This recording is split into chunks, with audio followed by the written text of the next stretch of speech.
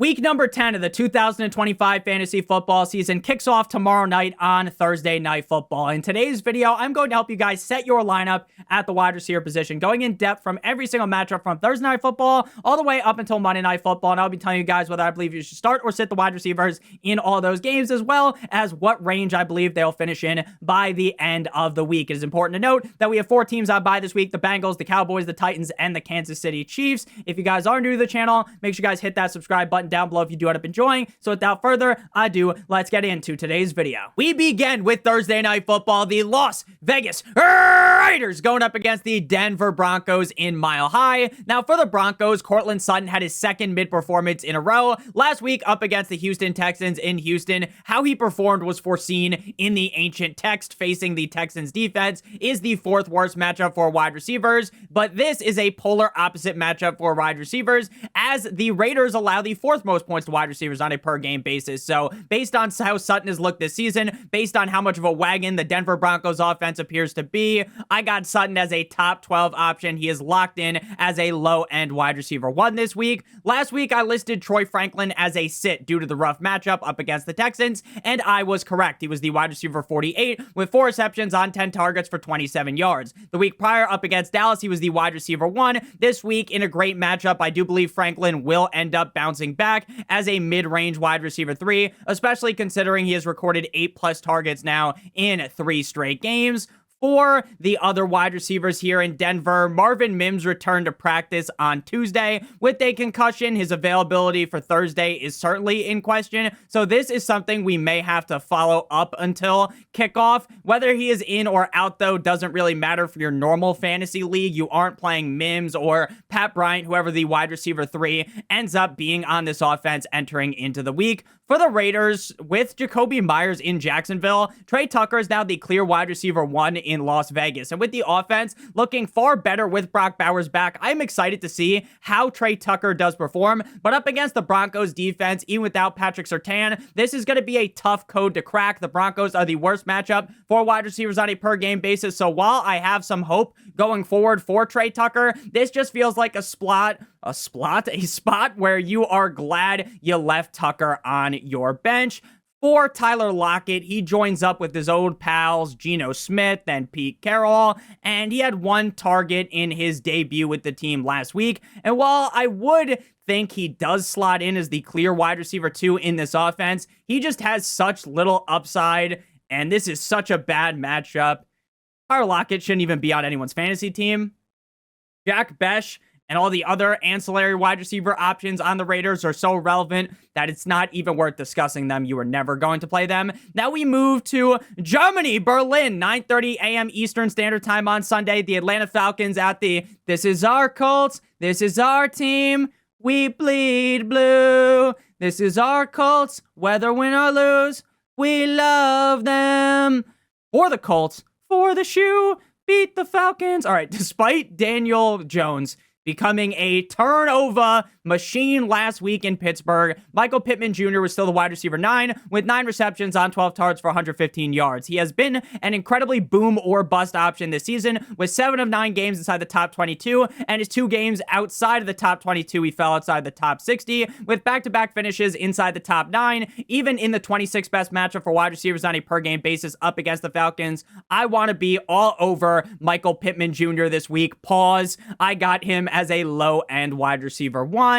At this point, I have to start ranking Alec Pierce ahead of Josh Downs, not by a huge margin or anything, but with Alec Pierce playing 80+% of the snaps on a consistent basis, he just has more opportunity to rack up more targets. In the last 3 games, he has 2 games with over 10 targets. Now, last week's stats may be inflated due to the fact that Daniel Jones had to throw a ton because they were just put in such a big hole. Shout out to Shia LaBeouf. But Pierce has looked great. Wide receiver 15 with 6 receptions on 13 targets for 115 yards. I definitely expect him to cool down slightly here, but Pierce feels good as a low-end wide receiver 3 due to the game environment at play in this spot. If Josh Downs got more snaps, I would be banging the drum for Josh Downs weekly. If they gave him as many snaps as they gave Alec Pierce, we may have a top 24 finisher at our hands at the wide receiver position. 3 straight games with over 12 PPR points, and 2 of 3 games as a top 24 option. Last week, he was 6 of 9 for 57 yards and a touchdown, marking 3 games in a row with the touchdown. Here in Germany, I got him in the same range as Pierce as a low-end wide receiver 3. Again, I just have Pierce ranked higher just due to the fact that I feel like he is a much safer bet due to the amount of snaps that he plays game in and game out. For the Atlanta Falcons, Drizzy Drake London had the Patriots defense taking back shots for 4 straight quarters. 9 receptions on 14 targets for 118 yards and 3 touchdowns last week as the wide receiver 1, meaning in 2 of his last 3 games, he finished as the wide receiver number 1 in PPR against a Colts defense that allows the 9th most points to wide receivers on a per game basis with a 48.5 point total over under on this game. I am ecstatic to play Drake London this week as a must start top 5 option. Now, I will note that anytime the games are overseas, there's always kind of a funky feeling. I know it's a 48.5 point over-under, and I'm believing in what Vegas is telling us, but anytime it's overseas, this could end up being a snooze fest, which would obviously suck if you played all of these guys. Darnell, here comes the Mooney. Targets bounce around more than Sidney Thomas's breasts over the last 3 weeks. Since returning from injury, he had 5, 4, and 2 targets last week. Even if Michael Penix goes crazy here in Germany, you cannot trust Mooney, who hasn't scored more than 10 points a single time this year. He is a clear sit. Davis Sills may be the clear wide receiver 3 on paper for this team, but with no games this year of over 4 fantasy points, he is not going to be on anyone's team. Now we move to the 1 p.m. slated games on Sunday. The New York Football Giants at the Chicago Bears. Now, Wan'Dale Robinson has big upside in a matchup like this up against the Bears, who are the second best matchup for wide receivers on a per game basis. We just saw T. Higgins and Joe Flacco drop their nuts in the mouth of the Bears defense last week. Now, obviously, Wan'Dale Robinson isn't in the same stratosphere as T. Higgins, but in such an easy matchup, he could have a big showing. His targets have not been very consistent, but with 11 plus targets in 2 of his last 3 games, Wan'Dale is a guy that is hard to rank outside the top 24. Last week, outside of the top 24, I get it. 9 on receptions on 11 targets for 46 yards, but I got him as a low-end wide receiver number 2 this week. I just feel way too good about the matchup. The matchup is just so good. Darius Slayton is only start-worthy because of the matchup. I don't trust this guy at all, but with the upside of this game being the highest-scoring game of the week, plus the matchup being great on paper, I think you have to give him a shot as a YOLO wide receiver 4 type of start. He was 5 of 7 for 62 yards last week as the wide receiver 34. So while I don't trust him at all, and I don't think anyone should, he could easily fluke his way into being a top 24 wide receiver, thus him being worth the shot in the wide receiver 4 range. Then we have Ray McCloud, who played 91% of the snaps in his Giants debut last week. He had 1 reception, 1 target. No need to be rostering him. For the Chicago Bears, last week, if you started Rome Odunze, which everyone did, who had him up against the Bengals defense, you left Sunday potentially losing strictly because you played him. In a game where the Chicago Bears scored 47 points and the Bengals scored 42 points, Rome Odunze scored a grand total of 0 fucking fantasy points. I might as well have put myself into the lineup. I could have played myself. I would have scored the exact same amount of points. He played 100% of the snaps and got 3 targets in a game with near 100 total points scored. This is the type of thing that will make a man's hair turn gray. It was so bad that his dad, James Odunze, crashed out all over Twitter. If you haven't seen his dad's tweets, go look them up. They're hilarious. His dad even retweeted this interesting stat. Most targets when time to throw is 2.5 seconds or more. Rome Odunze, 5.5 per game, ranking first. On quick throws, under 2.5 seconds, Rome Odunze ranks 85th with 1.6. They need to get the man more easy targets, more layups. He was the wide receiver 8 just 2 weeks ago in week number 8 up against the Ravens. So I assume the bounce back here is going to occur. It's the 7th best matchup for wide receivers on a per game basis. I got him as a low end wide receiver 1. While Rome Odunze was in the cuck chair like his name was Ian Gary, wiki, DJ Moore was dominating 50 Shades of Grey style, 4 receptions on 6 targets for 72 yards with 1 rush for 17 yards and a touchdown as well. And he even threw a touchdown.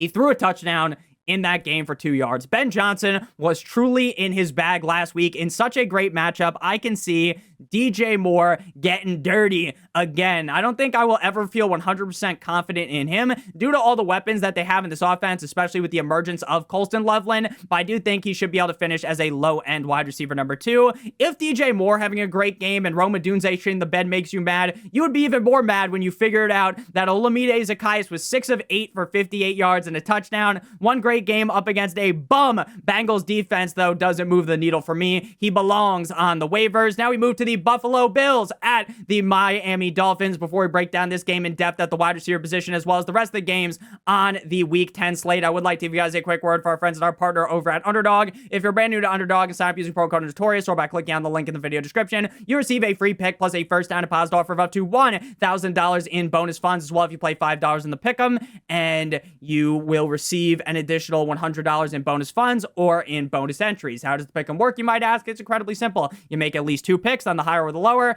If those picks hit, you get paid. If you do multiple other picks, then the payout will be higher, but all of the picks need to hit. Make sure you guys do check that out. Promo code Notorious or by clicking on the link in the video description. Back to the Bills at the Dolphins. Now, Khalil Shakira is a safe bet this week in the low-end wide receiver 3 range. He is never really a guy you expect to go out there and score 18-plus fantasy points and potentially be a reason why you win your week, but he should be able to get you 10 to 14 points and help your team keep its head above water. Last week was one of those games as the Buffalo Bills dominated the Chiefs with 7 receptions on 8 targets for 43 yards as the wide receiver 33. The game prior, he had his rare pop-off game as the wide receiver 7 with 6 receptions on 7 targets for 88 yards and a touchdown in Carolina. The Dolphins allowed the 31st most points to wide receivers on a per-game basis since the run defense is so shit and teams can just spam run. Shakir feels like a cozy low-end wide receiver 3 this week. Keon Coleman hasn't done diddly squat since week number 1. He started off the season on the right foot, and now he can't seem to do anything because he's just on the wrong foot. If for some reason you're holding this man hostage on your bench, let him free.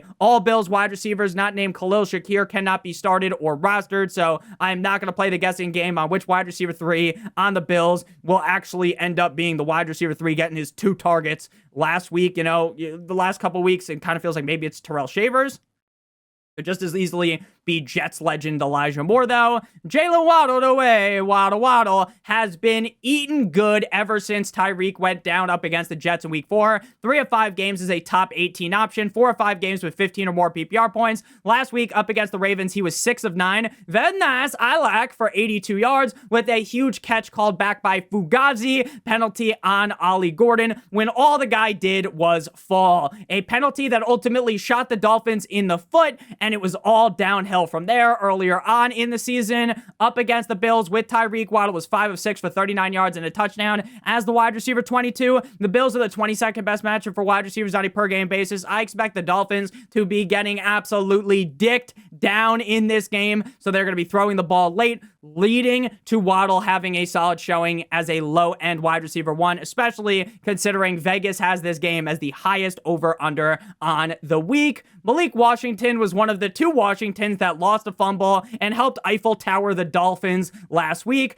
3 of 3 for 48 yards with a fumble. We have seen solid plays out of Malik Washington, and he does look like he has the ability to have that big monster game, but when I can't even guarantee 5 targets, why even risk playing him? Nick Westbrook-Ikhine has disappointed me as a Dolphins fan in the same way I was disappointed as a child to learn that Santa Claus isn't actually real. This man hasn't scored 5 points a single time this season. Why would it change here up against the Buffalo Bills? Now we move to the Baltimore Ravens at the cold-like Minnesota Vikings. Now, despite the Ravens hitting the Dolphins with some sweet chin music last week, Flowers was just the wide receiver 32 with 5 receptions on 5 targets for 64 yards. The Vikings allow the 24th most points to wide receivers on a per-game basis. This game is a 48.5 point over-under. So with Lamar back, we should see Flowers have a close to top 12 finish. He has been relatively reliable with Lamar Jackson this season, so I got him as a mid-range wide receiver 2. Rashad Master Bateman definitely is in better hands with Lamar, and that was shown off last week by him scoring a touchdown. but with more than likely 4 or less targets here, no need to play him or even roster him. After DeAndre Hopkins had that Mickey Mouse run like LeBron in the finals back in the COVID bubble of scoring a touchdown in the first 2 games of the season, he hasn't done anything since. Even if he is the wide receiver 3 in terms of snaps like he always is, he doesn't even come close to seeing 40% of the snaps and is not even likely to see more than a single target most weeks. He should be on your waivers. For the Vikings, Justin Jefferson was the wide receiver 18 in J.J. McCarthy's return game last week in Detroit. 6 receptions on 9 targets for 47 yards and a touchdown. The Ravens allow these 6 most points to wide receivers on a per-game basis, so you have to be high on Jefferson this week. Even if this is far from an ideal season from a guy you had to pay an arm and a leg in order to draft in the summer, Jefferson is so fucking good that he could finish as a top 3 wide receiver in any given game here with such a great matchup, and with J.J. McCarthy looking mighty fine, I got him as a must-start top 8 option. I want a bad bitch. Jordan Addison-Ray struggled despite the Vikings upsetting the Lions last week in Detroit. 2 receptions on 4 targets for 48 yards. With Wentz, Addison was a safe bet to be a top 24 wide receiver. But with McCarthy, that just does not seem as definitive. Again, though, we have such a great matchup here. So Addison feels like a nice high-end wide receiver 3, even if he did bend you over a table last week. Jalen Nailor, I barely knew her. Even if J.J. McCarthy is able to turn this offense into the 2023 Miami Dolphins, you are not putting Nailor in your lineup. He may not even score more than 3 fantasy points, just another guy to leave on the waivers. Now we move to the Cleveland Browns at the New York Jumbo Jets. Garrett Wilson will practice this week with a knee injury, meaning he has a shot to play on Sunday. He missed 2 straight games plus the bye in week number 9. I understand that the Jets are as gross as it gets, and after the trades, they made it the trade deadline. Sure, it's great for the future, but it makes the team even worse right now. But they will have to throw the ball, and Garrett Wilson has received 8+ targets every single week this season, 4 of 6 games inside the top 12. In the 13th best matchup for wide receivers, if Garrett Wilson is good to go, you got to rank him inside of the top 12. Even if Garrett Wilson was to miss, you aren't playing any of these other Jets wide receivers. There's just no consistency there. Now, some people this week might try and get cute, and they'll be like, oh man, Sauce Gardner's now in Indianapolis. I'm going to fire up Jerry Jeudy. Dylan Gabriel is ass, and Jerry Jeudy himself has looked ass. Just 1 game this year with over 10 PPR points back in week 1, which was months ago at this point. Even if this was the best matchup ever, even if he was going up against the Little Giants, I would still expect him to struggle because for some reason the guy can't hold on to the ball. This is the 23rd best matchup for wide receivers on a per-game basis. That will continue to rise as the season goes along, but you are not playing him. Cedric Tillman is expected to return this week from his IR stint. He was better than Jeudy this year when healthy, but that was with cool Joe Flacco. Now with Gabriel, I just want to see what happens before I would even feel comfortable starting him, and I don't think you will be comfortable starting him. Now, I doubt Isaiah Bond is even rostered in 64-team leagues at this point. No need to even talk about him. Now we move to the New England Patriots at the Tampa Bay Buccaneers. Now, Kayshon Boutte is dealing with a hamstring injury that made him exit early in last week's W up against the Falcons. He is listed as day-to-day. His availability would definitely change my outlook on this offense as a whole. If Kayshon Boutte is out, which seems possible as he didn't practice today on Wednesday, Stephon Diggs would be a guy that I am far more confident in. If Boutte is in, my safety meter on Stephon Diggs would go down. This is the 21st best matchup for wide receivers on a per-game basis, which isn't the most ideal, but Diggs should be fine. The problem here is that his targets just aren't safe enough to actually tout him as anything other than a high-end wide receiver 3, even with how good the offense looks. And even though I know Stephon Diggs is the best wide receiver on this team, if Drake May, Draco May, the Iceman, isn't feeding him the ball, how can you truly trust him? So if Boutte is out, I would flirt with him being a low-end wide receiver 2. If Boutte is in, he's more of a high-end wide receiver 3. If Boutte does play, is a solid high-end wide receiver 4 YOLO start option. 0 points last week, but he got hurt. He played just 26% of snaps. Prior to last week, over the 3 games, he scored 4 total touchdowns. So the upside alone makes him worthy of being in that range. The Mario Douglas popped off last week in Boutte's absence. It was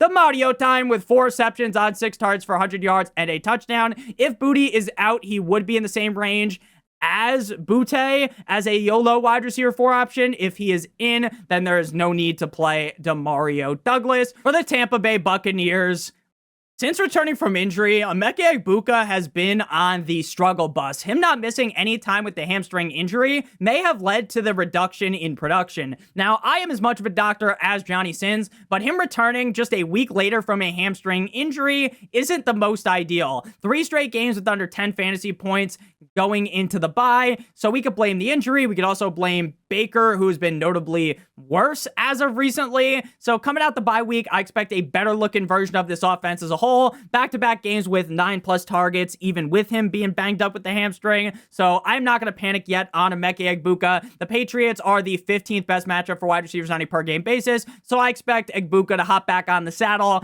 and perform much better this week. Without Mike Evans and Chris Godwin, Tez Johnson is the clear wide receiver 2 on this team. Now, Chris Godwin was expected to practice today on Wednesday, but in the rehab phase. But then a report came out that he actually didn't practice, which really indicates to me that he's probably not going to play this week. 10+ points in 3 of the last 4 games for Tez Johnson, with 6+ targets over the last 2 weeks. So if Baker can get his swagger back and he looks like himself from earlier on the season, Tez Johnson has the upside to be a high-end wide receiver 2 in this spot. Ultimately, though, with that not being definitive, he is more of a low-end wide receiver 3 for me, but he is a solid flex. General Sterling Shepard is the wide receiver 3 on this team, and even though I think Baker's going to turn things up a notch this week, I'm not playing Shepard, who probably will see less than like 3 targets in this game. Now we move to the New Orleans Saints at the Carolina Panthers. Had to pick the Carolina Panthers in my Survivor League this week. I made it all the way to week number 10.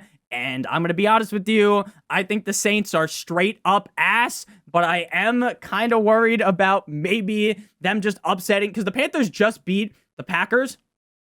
So the fact that they just won that game, this is just a huge letdown spot. So Rashid Shaheed getting traded to the Seahawks. Chris Olave now is the only wide receiver on this offense with an ounce of high pedigree. Olave broke his solid game streak by falling below 10 points for the first time this season up against the Rams in LA last week. 3 receptions on 4 targets for 57 yards. A big drop-off in targets for Olave. And that's a guy that you can normally pencil in as like 10+ targets per game. This week, he faced the Panthers defense that allows the 27th most points to wide receivers on a per game basis. I hope Shuck just pulls a Flacco. Right? And I know, Nick, Tyler Shuck isn't as good as Flacco. No shit. But I hope he just does what Flacco does. Hey, that's Jamar Chase. Let me throw the ball to him 20 fucking times. Hey, that's Chris Olave. Our wide receiver 2 is Brandon Cooks. Let's throw him the ball 15 times, right? Hopefully that's what happens.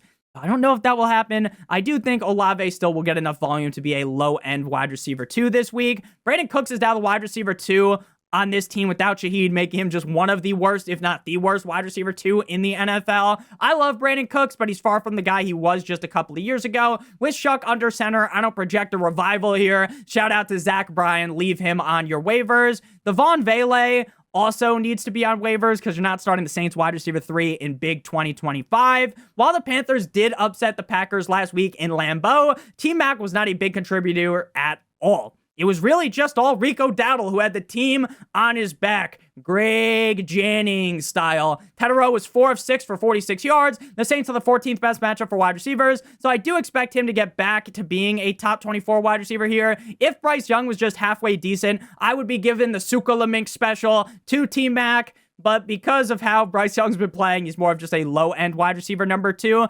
Xavier, somebody thought you might get, got hit hard by Xavier McKinney last week and was checked for a concussion and later returned to the game. That hit was on his 1 catch on 3 targets for 22 yards. If Bryce Young just plays how he always does, no reason why anyone outside of T-Mac would be even remotely relevant in this passing attack, meaning Leggett and Coker need to be on your bench. Now we move to the Jacksonville Jaguars at the Houston Texans with Jacoby Myers in town.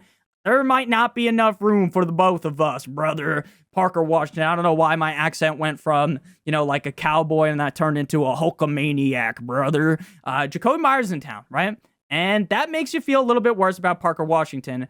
But Liam Cohen has stated that Washington will operate as the primary slot receiver, and boundary positions are going to be more easy for Jacoby to learn on a short week. So Parker Washingbeard will operate as the slot wide receiver. 8 reception on 9 targets last week for 90 yards, the wide receiver 17. If Parker stays in the slot rest of season, his value is definitely worthy of being a guy that you want at least on your bench. This week against the Texans, that allow the 29th most points to wide receivers on a per game basis, I would certainly pump the brakes here. I got him as a low-end wide receiver 3 just due to the volume. It will be interesting to see how much work gets thrown onto the plate of Jacoby Myers in his debut with the Jaguars, but ultimately in such a rough matchup, knowing Parker Washington will be getting the slot work, I would prefer to just leave him on my bench and, just kind of see what happens. Diami Brown has concussion. BTJ probably misses with the low-grade high ankle sprain.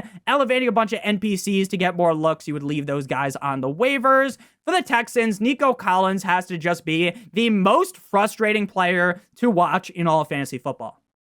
If you have him and you actually decide to watch Houston Texans games, it makes you feel like you wish you could just pick him up and throw him onto some different team. A man that is constantly open, that just doesn't get the ball because the offense blows more than a fucking hairdryer. Last week in a game against a stout Broncos defense, he was 7 of 11 for 75 yards. He's always open, just like 7-11 as the wide receiver 24 with Davis Mills under center because CJ Stroud got a concussion. Stroud is not expected to be back, and we should operate under the assumption that he is out. Nico is, in my opinion, very clearly one of the best wide receivers in the league. I know people that don't watch the games, people that just look at stats. Nico Collins is overrated. Watch the fucking games. Watch the games. I'll tell you right now, it is very difficult for anyone to succeed in this situation because this is a team that is set up using Scotch tape instead of whatever the fuck you use to build a house. I mean, I'm not a carpenter, so I don't know. The Jaguars are the 12th best matchup for wide receivers. So I got Nico as a low-end wide receiver 1. As gross as that may sound, because Davis Mills, the giraffe neck man, is under center. You still gotta rock with him because here he could be the wide receiver 1. Christian Kirk returned last week from injury with 4 receptions on 8 targets for 26 yards. He may have regained his role as the wide receiver 2, but a wide receiver 2 in a Davis Mills offense will not be started. If I'm not starting the wide receiver 2, I'm certainly not starting Davis Mills wide receiver 3. Now we move to the 4 p.m. slate of games, the Arizona Cardinals at the Seattle Seahawks. Jacoby Brissett has brought this offense back from the dead. He hit the team with a defibrillator like it was Battlefield 3, leading to Marvin Harrison Jr. having the best game of the season in Jerry's World up against the Cowboys as the wide receiver 6 after Mr. Marvin Harrison ended up complaining. Got him the ball. Maybe that's what James Adunze is trying to do, get his son the ball. So in Jerry's World against the Cowboys, wide receiver 6, 7 receptions on 10 targets for 96 yards and a touchdown. Now, his other 2 games with Jacoby Brissett did not go as well. They were not as hot, but seeing how well the connection worked last week, some 5G LTE stuff here, I have hopes going forward. The Seahawks are far from the best matchup as they allow the 25th most points to wide receivers on a per game basis, so this definitely could be a letdown spot. I got him as a low-end wide receiver number 2. Michael Wilson, even with Jacoby Brissett playing as well as he has, with Michael Wilson being the clear wide receiver 2 on this team, the Cardinals offense isn't focused on making 2 wide receivers succeed at the same time, or even 1 wide receiver succeeding in every single game. So Michael Wilson should stay unclaimed on your waivers. Based on what I just said about Michael Wilson, you aren't starting Zay Jones either. JSN is a wide receiver that needs no introduction. He is a man that has been so good this season that it would be a waste of time for me to sit here and give the guy the Gawk Gawk 9000 special because you already know you are going to be starting him. He has been a top 7 wide receiver in 4 straight games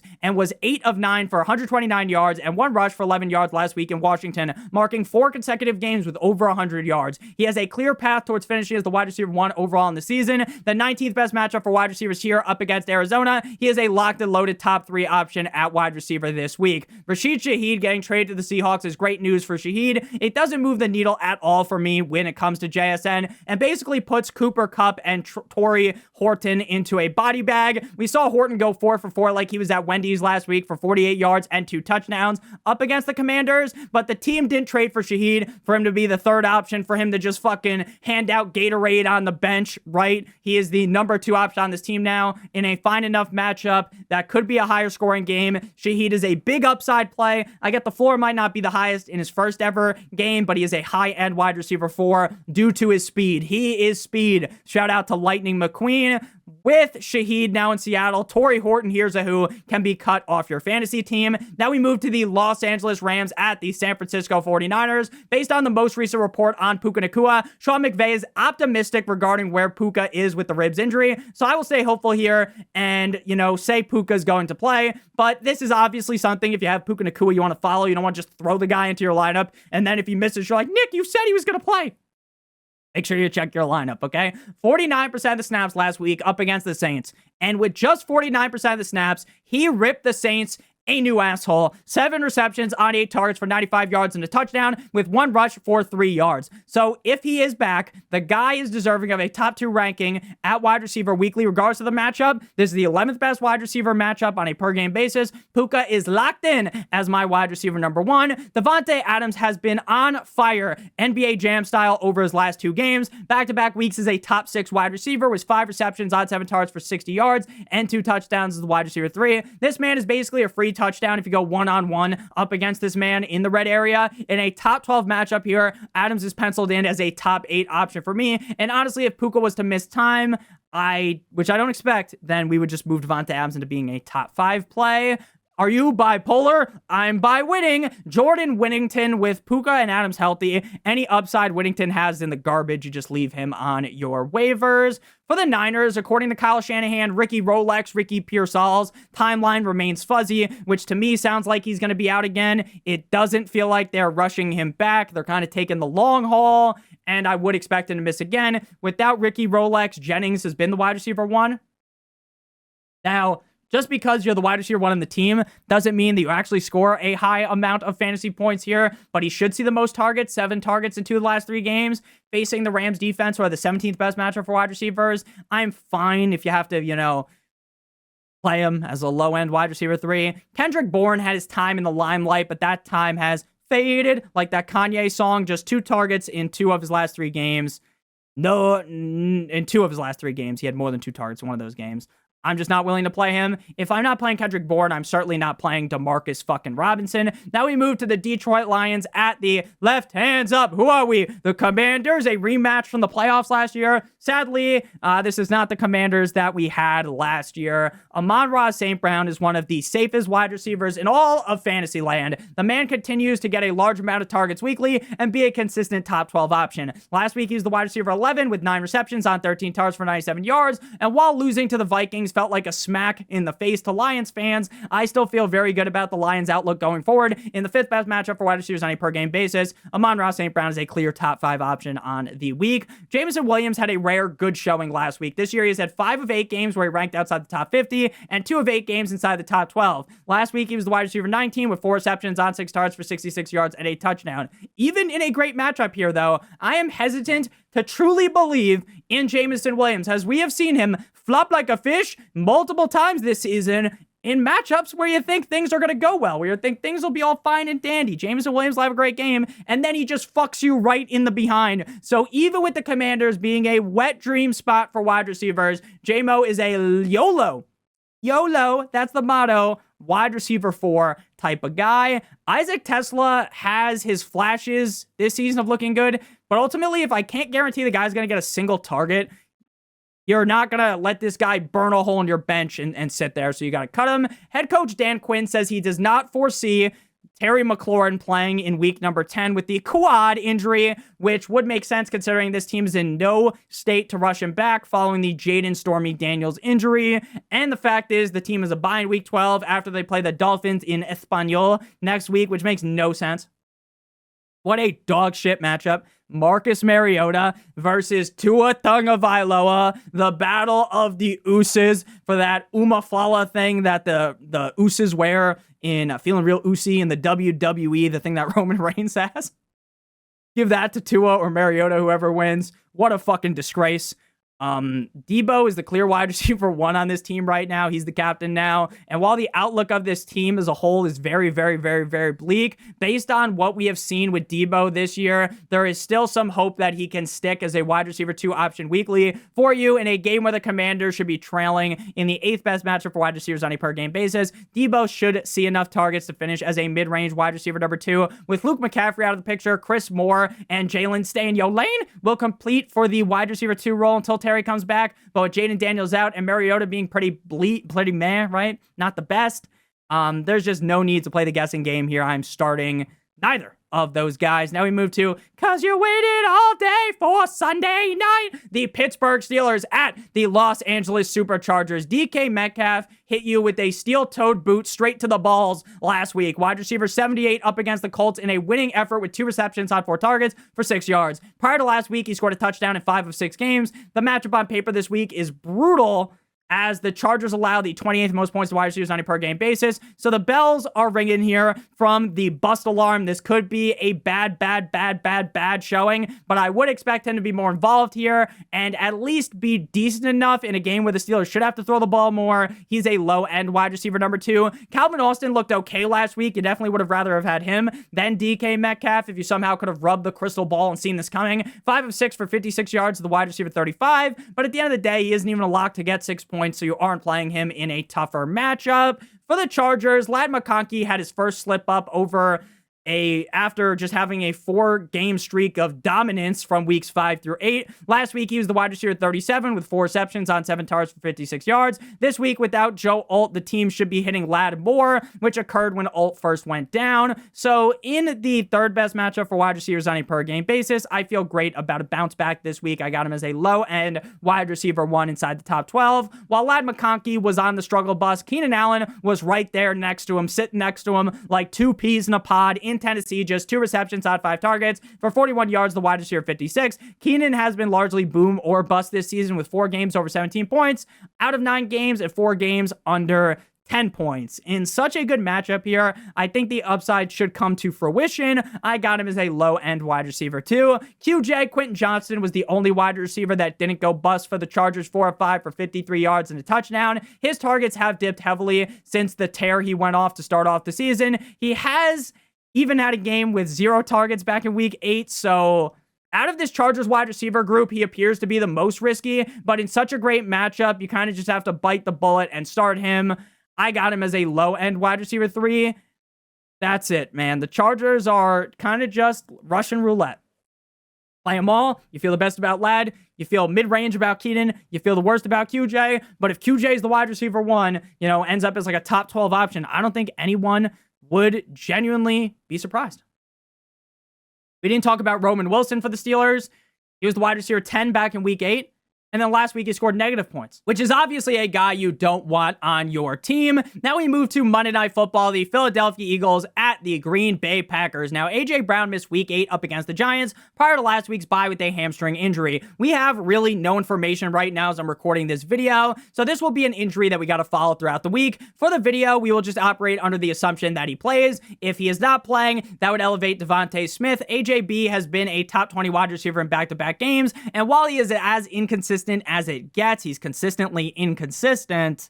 He has become more consistent recently against the Packers in the 18th best matchup for wide receivers on a per game basis. If he is in your lineup and plays, right, if he's playing, he should be a high-end wide receiver 2. If A.J. Brown was to miss, Devontae Smith would be a low-end wide receiver 1. If he is in, then he's also in the high-end wide receiver 2 range. Devontae Smith has actually been more consistent compared to A.J. Brown this season. Just like A.J.B., though, back-to-back games is a top 20 wide receiver. Prior to the bye, 6 receptions on 9 targets for 84 yards up against the Giants as the wide receiver 20. High-end wide receiver 2 feels right for him. Jahan Dotson, without A.J. Brown, stepped up on his 2 targets. He caught one of them for 40 yards and a touchdown, but even if he's, out again, you're not playing Jahan Dotson. 2 targets, you're more than likely not taking one of those to the house.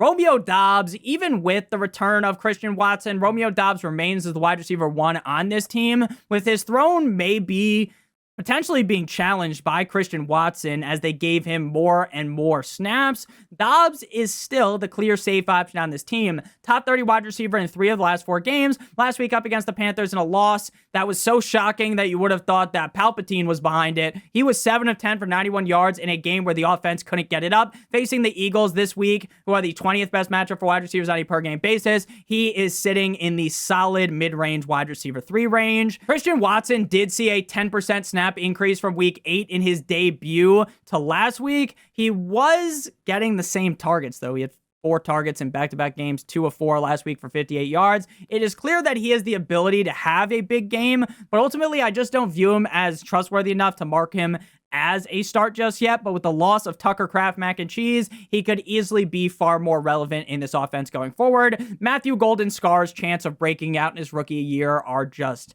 decimated by Christian Watson returning. If you're still holding him on your bench, I would just cut him. He saw his snaps cut nearly in half last week. So thank you guys all so much for watching. If you didn't enjoy, make sure you guys hit that subscribe button down below. Like it owes you some money. Leave a like on today's video. It would help you out a ton. Check out one of the videos on your screen if you haven't seen them already. Love you a long time. Hope you have a great one. As always, good boy.